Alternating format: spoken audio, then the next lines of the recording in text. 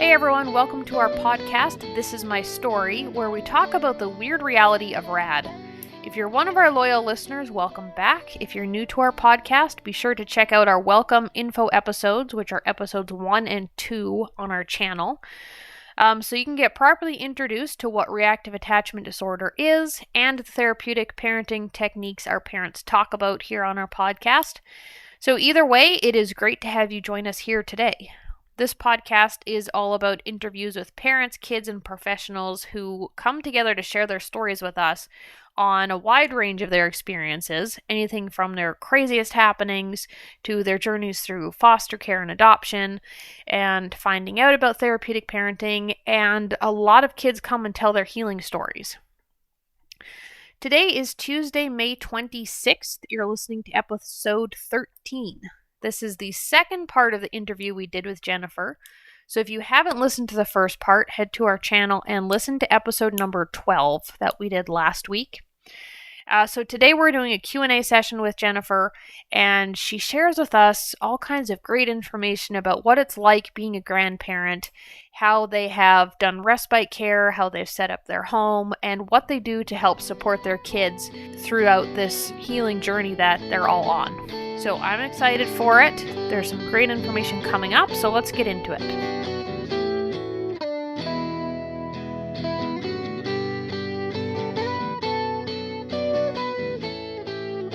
For those who are just tuning into this episode, do you want to introduce yourself again just briefly? Sure. This is Jennifer Cretens. I'm a respite grandma up in the Upper Peninsula of Michigan. Awesome.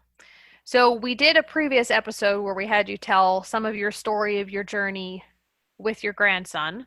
Right. So we're going to do just a Q&A for this part. So the first question I want to ask you is, how did you react when your daughter and son-in-law started using therapeutic parenting with your grandsons?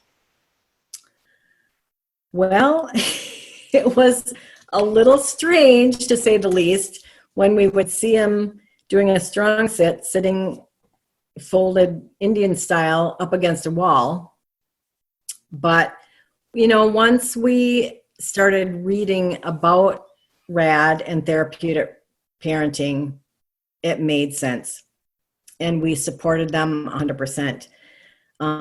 But yeah, some things were strange and a little uncomfortable. But like I said, once we actually started learning about it and why, the whys, I think, were the most important thing. And this is for their brain to get shifted and for them to be able to heal. It's like, wow, this really makes sense. And you can see when they're doing these, like the 3BIs, when they're doing one of these, you can tell that at some point that brain has shifted from the negative thinking into the forward positive thinking, and it's working. So yeah. It was strange. I'm not going to lie. It was strange. Like, what is he doing? Yeah. But yeah, it's certainly something that you can measure physically. Yeah. That's always good. And was it easy to accept that they were doing this and start using the same techniques, or did you have to kind of see improvement or see it working before it made enough sense to you? Well, I guess I'm kind of because it's our daughter and we're very close, I respect what she and her husband want to do with their children, and just took them by faith and did what they were asking for, this therapeutic parenting. Certainly we wanted to know why, that was part of it. We needed to know why, but I never once questioned not doing it. If we knew that this is what we had to do in order to spend time with him and for him to be able to heal, we're on board 100%.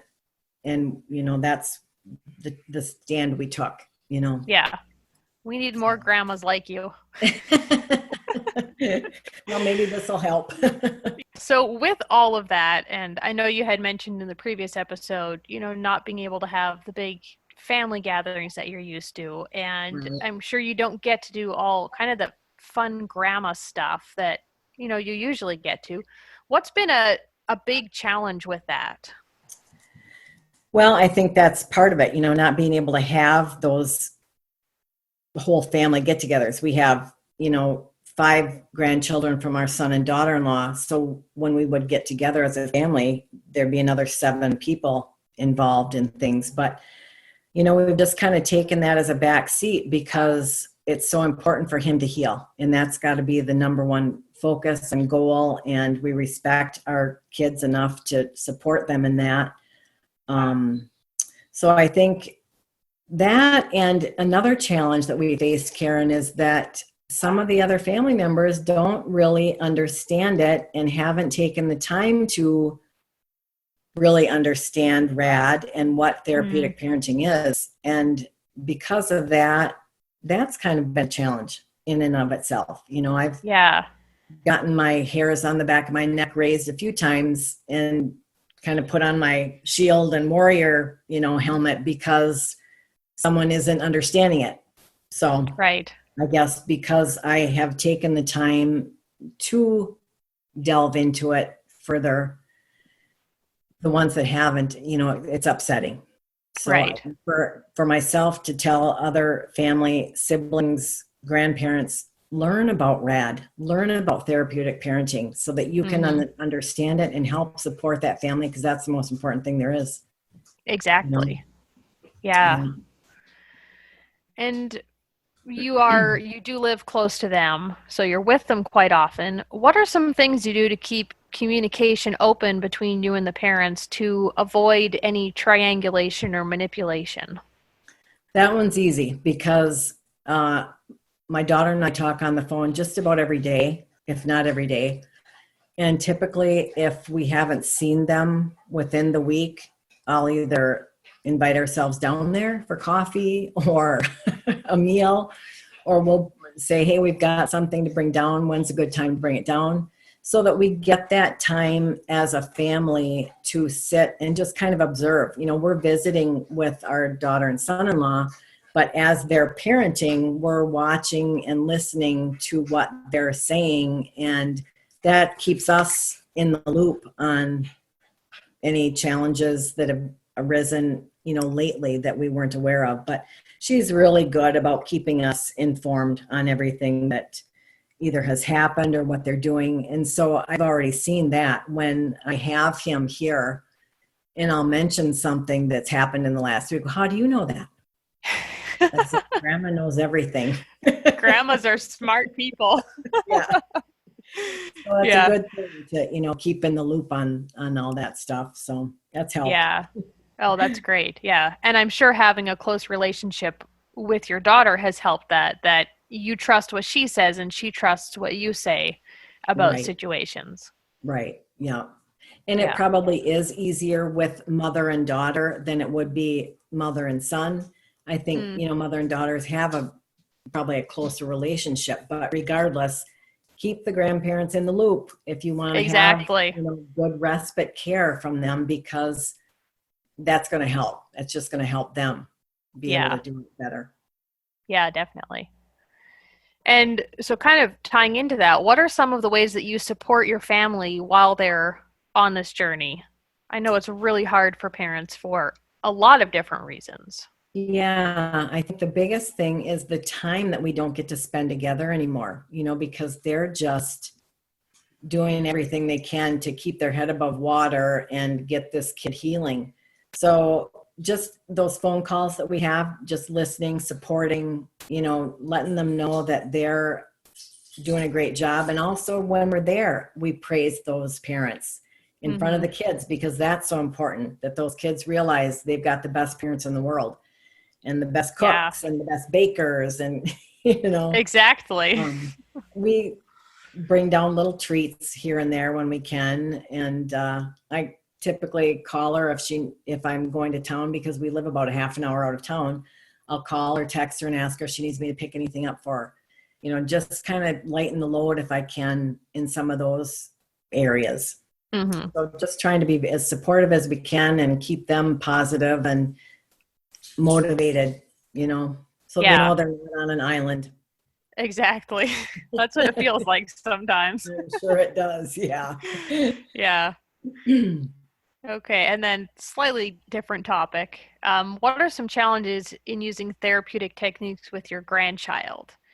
And then kind of specifically thinking about the 3BI in this, I know we teach parents to give hugs in between, and we teach respite providers to do high fives. How has that been? As a grandma, you want to hug them and do some of that stuff. And how's it been having to implement the therapeutic techniques with him?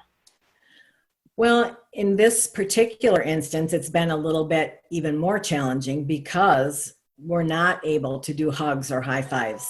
Everything Mm-hmm. has to come in that respect from mom and dad.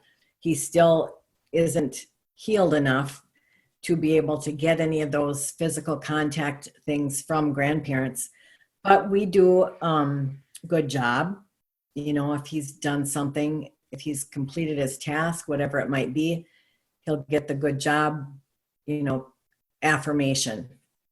So Right, yeah, right. while it's been challenging, we have to keep reminding ourselves that it's not about us. It's about him and healing. And thank goodness I have other grandchildren that I can, hug Yeah. and do those things with. So that helps. But I think just giving the love in the fact that we're trying to help him heal, by offering the respite when we can. And that's the most important thing right now. Yeah, definitely. And so One of the how is it, sorry, keep going. one of the challenges that I've found in excuse me, respite here at our home is I either had to rearrange furniture or figure out a different place that we can always have the same consistent spot for doing like a strong sit. So we Mm-hmm. did that. We've got one spot in our dining room that it's a blank wall. There's no furniture around it. We've got that set now for strong sits. The other thing is with my two standard poodles. If you've Oh, got a yeah. little kid on the floor doing a strong sit, they're like, oh, ears to bite and lick on and nibble. Yes. Well, we had to train them right off the bat, stay away. And, they're pretty smart. They just do. They don't Yeah, even go near him when he's on the floor now. They know that there's a reason he's down there and it's not to do with playing with them. So right. that was a challenge in the beginning, but we've worked through that. So Yeah, I um, believe it. I think Yeah. those things, and we always have to have a mat. We keep a mat for this particular grandchild. So that goes behind the couch when he leaves and it comes out when he comes. So Great. Yeah. Yeah, it takes a little while to get it set up and figured out, but yeah. yeah. Oh, that's great. And then you kind of partly already answered this next one. How has it felt, or how have you dealt with not being able to hug or play or cuddle with only one of your grandchildren and to be able to do that with the rest? Has there been a challenge with having kind of that difference or that split in the grandchildren? Well, I think the only upsetting thing that would be is if they were all together and the other ones were getting the hugs and things and he wasn't, then I would feel bad. But we typically try to keep everything the same if there is ever a get together with the other ones. Now, his sibling, we don't really do much of that with either. I think just to keep things on an even keel. I Right. certainly wouldn't want to have any jealousy there, you know. Mm-hmm. Um, but I think what we've been doing is just kind of leaving it the way it is, so nobody really gets that if we're all together. Right. Yeah. I think that's always a good way to do it. Otherwise, Yeah, you do end up with some of the jealousy stuff, and it makes it everything harder to deal with. right. I Yeah. guess as a grandparent, I didn't want to ever have to be in that situation. That's something parents have to deal with because of a rad child. They do have to deal with Mm-hmm. that. Yeah. But for us, it's just easier to kind of take a step back and make it an even keel for everybody that is here. Yeah. Exactly.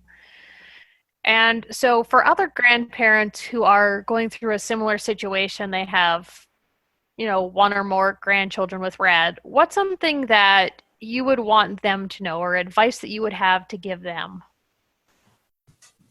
Well, that could take a book almost. Yeah.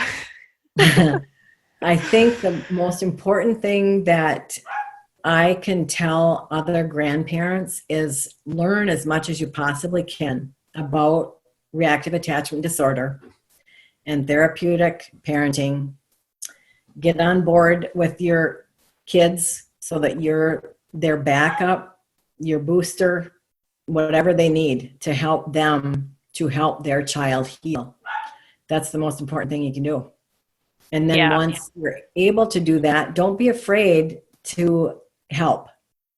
It might not go perfect. It might not go as planned, but at least if you're giving the parents a break and you've got the tools and the information of therapeutic parenting to help them, it'll come. Baby steps. I was a nervous wreck the first time we had him for respite because I didn't want to make a mistake. I didn't want to say something that was going to be wrong and make him go backwards. It's going to happen.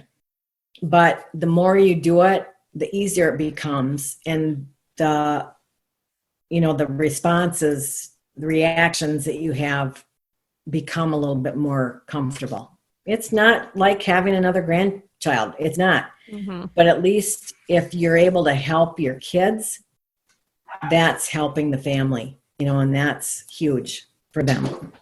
Yeah, definitely. Okay, so one last question I have for you before we end this episode is for other grandparents who are going to provide respite or even just other respite providers, what are some things you did to prepare for it? Either the way you set up your house or schedules got ready or, chore lists or that kind of practical stuff that you needed to do to prepare for your grandson coming? Yeah, I guess, like I said earlier, the space in the house, we just decided to move a cabinet in the dining room so that we had one specific spot that he would always go to do his strong sit. It's a place that's just kind of out of the way, but blank wall. And we, use my exercise mat for him to sit on the floor. The only thing I think I had to, and I didn't have to purchase it, we did because we wanted to have as much as we could, is the mini tramp. And I think we've used it twice. We just don't ever need to get to that level when he's here. So the mini tramp can be used for exercise too. So that's a bonus. Yeah. Adults too. But yeah. So that was one thing that we did purchase. I try to keep a list of chores always at the ready now because I was scrambling the first few times trying to come up with things for him to do.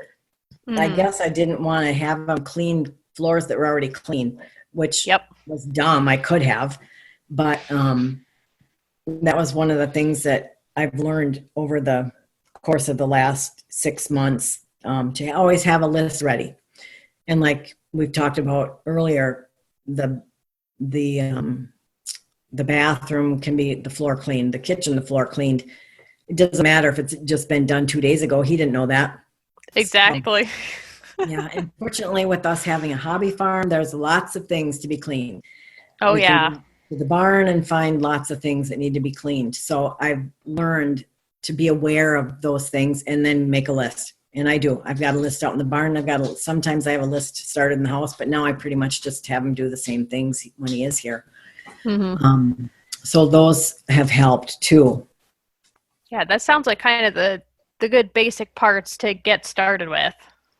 And then do you ever have, or did you maybe in the beginning, kind of have like a schedule what you would do, once he finished one thing and on to the next? Or are you more of a wing it type person?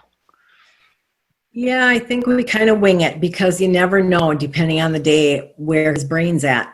It could be a day that if he's in crisis respite, then that changes everything. If it's a motivational respite or therapeutic respite, typically he'll get done with one job and still have time to do something. Something that I just thought of that we didn't really talk about before is one of the things that I have been most impressed with, that's probably not the right word, that the last time I had him, of course, this was quite a ways before Christmas now, but he actually asked me what chores he could do to earn his way home. Wow. That was a first. And that was like, oh my gosh, write this on the calendar. I mean, it was huge. Wow. Yeah. That's amazing. Yeah. And one of the other things that I forgot to mention for grandparents getting ready for respite is take the course, take the respite training course, because I couldn't have done it, I don't think, without taking that course. You know, that gave me the tools I needed, even though we had to tweak a few things because of our particular situation. At least that gave me the tools and the confidence to know that I was going to be on board with everything and be in the same training that the kids had. Right. You know, yeah. So we're using the same phrases, we're using the same therapeutic parenting technique and learning how to do them and what to watch for. So that was all huge. Right. Yeah. Oh, that's good to hear. Yeah. Well, thank you so much for doing this interview. It's been really great. And I'm excited to get it out for other grandparents to hear. Yes, I hope they all listen and take advantage of it, because it can be a great reward, if not for the child, for the parents, for your kids. You know, your grandchildren eventually will heal from this, but you got to remember, we're helping the kids too.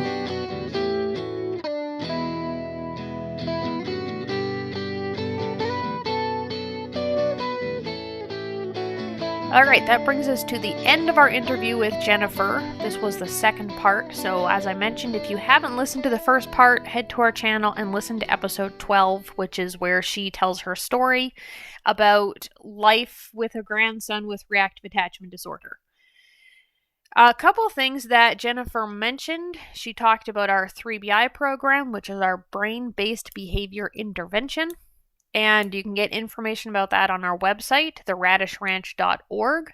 We have a couple of webinars on it, as well as some PDF information you can download. We also have the information and the protocols for that in our book, What Are They Doing? And that is available on our website through our bookstore. So if you head to theradishranch.org/shop, and there will be a link for that down below in the description if you want to check it out. She also mentioned taking a training course. So we do have several online training courses available. One is a live course that is over 6 different sessions. It's about 9 hours of training in total, and it covers everything from what reactive attachment disorder is, how it affects our kids, the risk factors, to setting up your home, working with parents, what to do in specific scenarios and with specific behaviors. And then we also have a self-paced online course that is about 5 hours, and you can sign up for that one. There are, I believe, 8 modules to it. Each one has a short video and a short survey type quiz after it. So both of those are available on our website. If you go to our respite page, respite provider training information, you'll find both of those there. So thank you for joining us here today on this episode. Check out our description. We've got information on there about our podcast, as well as information about the RADish Ranch and the services we provide here. If you haven't already, make sure you're subscribed to our channel and you've turned on notifications so you can get our episodes straight to your inbox early on Tuesday mornings. And check out our social media if you haven't done that yet. We have a Facebook page and an Instagram account that we post on a daily basis. The songs on our podcast are The Way Things Go and Come Down, both written and recorded by French Press, and we use them here with their permission. This Is My Story is brought to you by the RADish Ranch. I'm your host, Karen Poitras, and I will see you next week. Stay awesome.